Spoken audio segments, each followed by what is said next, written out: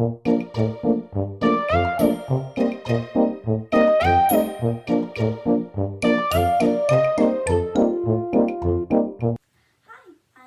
and today we're going to be reading Clam I Am by Tish Rabe, illustrated by Aristides Ruiz and Joe Matthew. Clam I Am. Hello, I'm the fish. To the beach, let us go. The Fish Channel asked me to star in a show.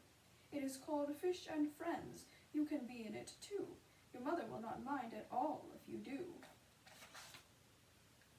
Today on our shore, we are off to explore where the sea meets the sand at the edge of the shore. Here the waves crash in bubbles of foam, and you'll meet lots of creatures who call the beach home. Meet my friend Clam I Am. She would like to say hi. She lives in the sand. She's a little bit shy. Clam I Am has two shells. They have rings you see here. Rings show how much she has grown every year. See this hole in the sand? Well, thing one and I know, it means there's a clam in the sand down below. The clam has one foot that helps it move about. Clams pull salt water in and spit salt water out. Hello, Horseshoe Crab. How did he get its name? His shell and a horseshoe are both shaped the same. His shell shields his body from any attack. His eyes are in front. His tail is in back. He has 4 eyes, but can't see very well. To find food, he is helped by his keen sense of smell.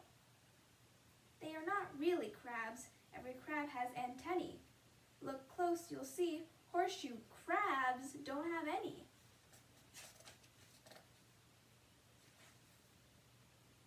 Hermit crabs don't have shells, so they look till they find empty shells on the sand that have been left behind. Then they drag these new shells everywhere that they go. When the shell gets too tight, they need more room to grow. So each crab starts to hunt for a new shell to use. There are lots to be found. It is easy to choose. My next guest is a sea star. He told me today That each of his 5 legs is known as a ray. If a sea star gets hurt and it loses a ray, a new ray begins to grow back right away. Sea stars are quite slow when they move around. Tiny cups on their feet hold them onto the ground. These creatures are mollusks. Most have a hard shell. Shells protect their soft bodies and do it quite well. seaweed doesn't have roots. It grabs rocks and holds tight. Some seaweed grows up where it gets the sun's light. Some seaweed you'll find grows a lot deeper down. Seaweed can be green, purple, red, pink, or brown. When you pick seaweed up, you'll find creatures like these. They're sandhoppers, which are also known as sand fleas. Seagulls fly near the ocean. Their cries fill the air. If you're eating your lunch, they're hoping you'll share. They're not fussy eaters. They think it's a treat if they find some dead fish or some garbage to eat.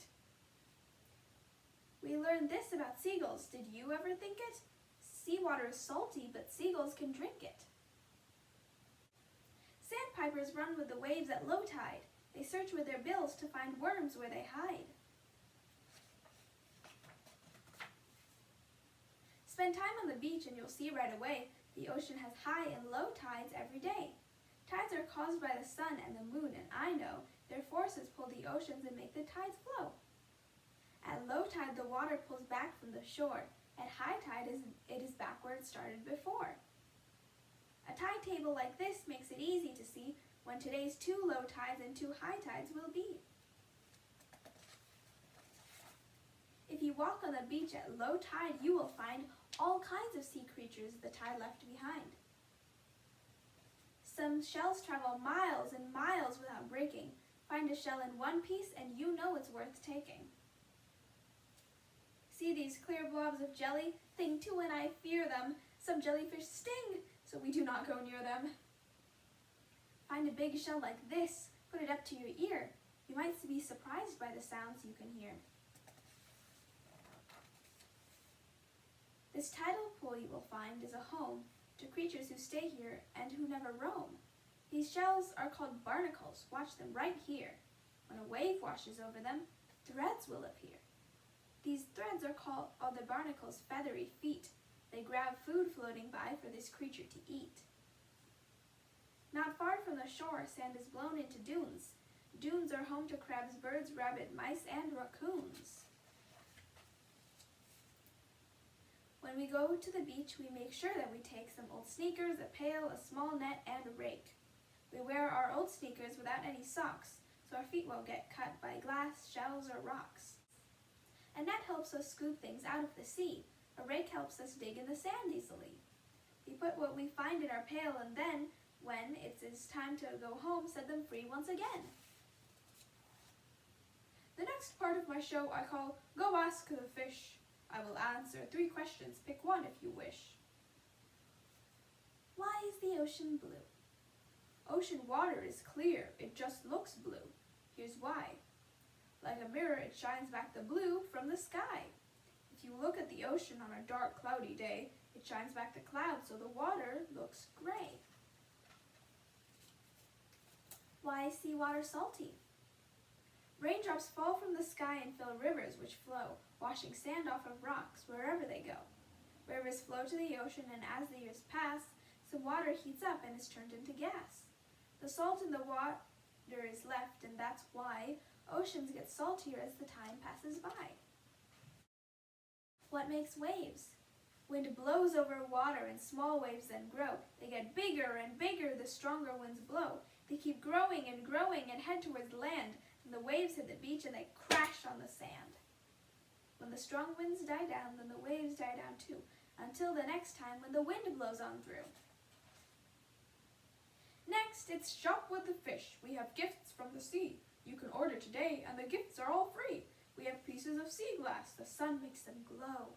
They are pieces of bottles that broke long ago.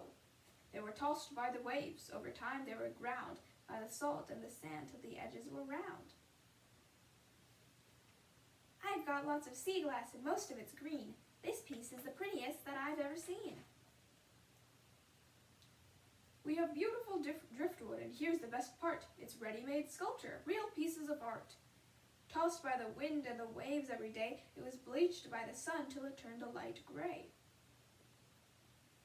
To make this wind chime, I took lots of shells and hung them together. They jingle like bells. To make this sand painting, first take colored sand. Then, for the patterns, let it fall from your hand. Oh dear, our show's over. We must hit the road. Please join us next time for a new episode. Come back to the beach. You will smell the salt air, hear the cry of the gull, feel the wind in your hair. You will find a seashell to hold in your hand, build a high castle, dig your toes in the sand. Everywhere that you look, you'll find creatures galore. When you look even closer, you'll find even more.